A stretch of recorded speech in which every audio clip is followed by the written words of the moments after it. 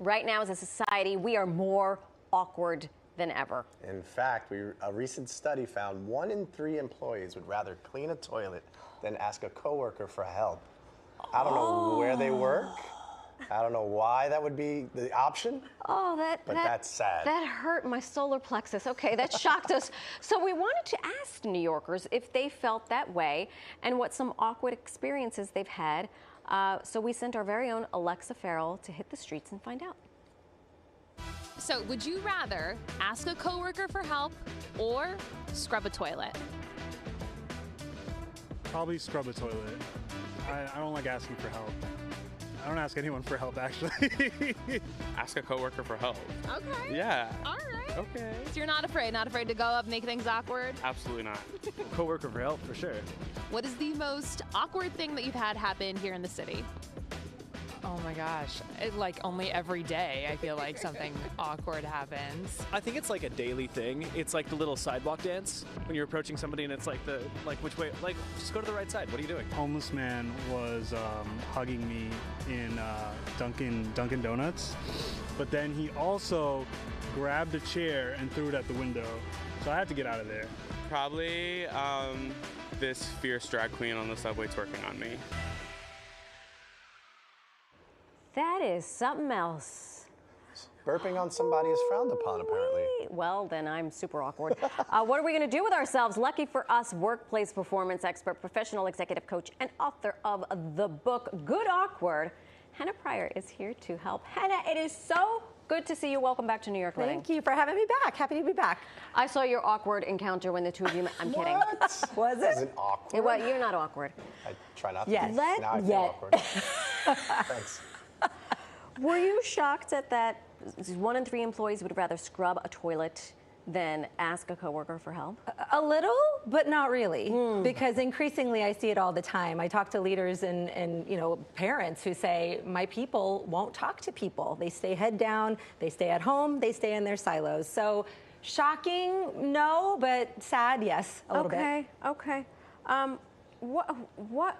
Why this question, right, as opposed to any other question? Is it because of the face-to-face? Yeah, I wanted to raise the stakes on the conversation. Yeah. I think we've talked a little bit about loneliness becoming an issue. Those studies have come out, but it's actually more than that. So I have a quote I love from relationship therapist Esther Perel. She says, we've got 1,000 friends on Facebook, but no one to feed our cat.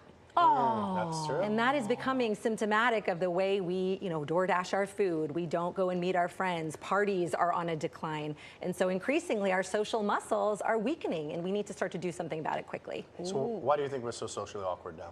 It's not everyone identifies with the word awkward, but I think socially we just have a lack of practice. So our research study, we coined this term social muscle atrophy, which is just the gradual decline of our social skills due to a lack of meaningful interaction or real world simulations. Right. So we've got the pandemic happened, we've got technology, we've got people working from home more and more, remote, hybrid, and so there just aren't as many opportunities to practice. Is this the social muscle atrophy that you're talking about? It's that weakening, it's that decline. If I'm door dashing every day and I'm slacking and DMing every day and I'm not actually talking to people, the next time I do, it's going to feel harder. Weird. That muscle hasn't lifted anything.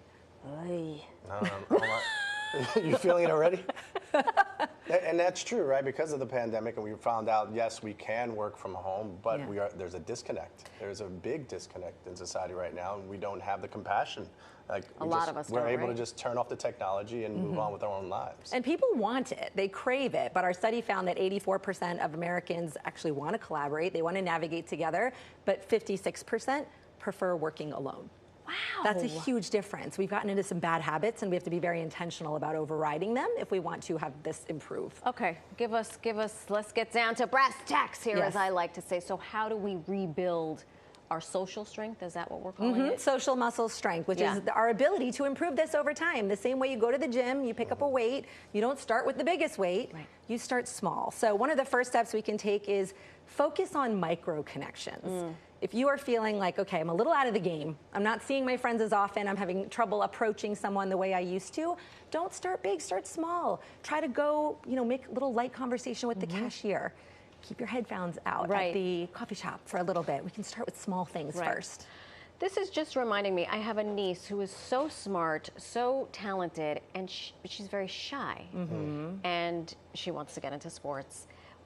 And I tell her, you have to put yourself out there, Isabella. Oh, I love that Easier for me to say than for her to do. Her fallback is, I'm shy. What's the difference between shy and awkward? Yeah, shy is a personality trait, but a lot of times, again, they're very different things. Shy is, you know, a little bit of an energetic pull of being around others. Awkwardness is a social discomfort. It's an emotion that makes you feel, you know, self-conscious. It's a self-conscious emotion. The thing that I always want to be careful, though, is we can use these identity words to be a trap. So the day is long. Oh, right. To be a trap. If you say I'm shy, I'm awkward, then you're creating an identity box of your own design. You're feeling shy right now. You're feeling awkward right now, but that makes it a temporary state instead of a permanent trait. And it makes it easier to move out of it. It's where you are, not who you are at that time. Exactly. Got it. Exactly. So what about reframing the way we ask for help? Yeah, most people, again, two out of three people don't think twice about this, but 1 out of 3 will not ask. And the reason is because we think we're being needy. We think people don't want to help us. But every study under the sun says humans are wired to help each other. We're wired to want to do that. How good does it make you feel when somebody asks you for help? You're like, oh yeah, great. I'd love to. I'd love to give you advice. I'd love to give you guidance. And yet we rob other people of that same feeling. Yeah. So we just have to remember that we're innately wired to want to do this. Don't feel bad about wanting to ask for help. Oof, good. Okay, you also talk about this is There's hitting home. There's a whole conversation happening in my head. You talk about creating unfinished meetings. Yes. What does that mean? When it comes to social connection and social conversations, most people struggle with the start. So my friend Colin says it's the start that stops most people, right? We can't figure out, how do I initiate the conversation? How do we get the conversation going? And often the best way we can do that is to build momentum off of the last interaction. Okay. So if you had a conversation with a friend you haven't talked to in a long time, don't say, all right, well, I hope we talk again soon. When? You know, that thing that we talked about, let's check in a few weeks to see how it went. Right. Same thing with a work meeting. That thing we talked about, hey, let's talk about it again next week. How did it go? Set something up for the next time. Don't finish right there. Last one from me. I'm asking for a friend. Okay. How do we embrace the awkwardness? Well, there's lots of things we can do, but I would say the singular best tip is work on your comeback rate.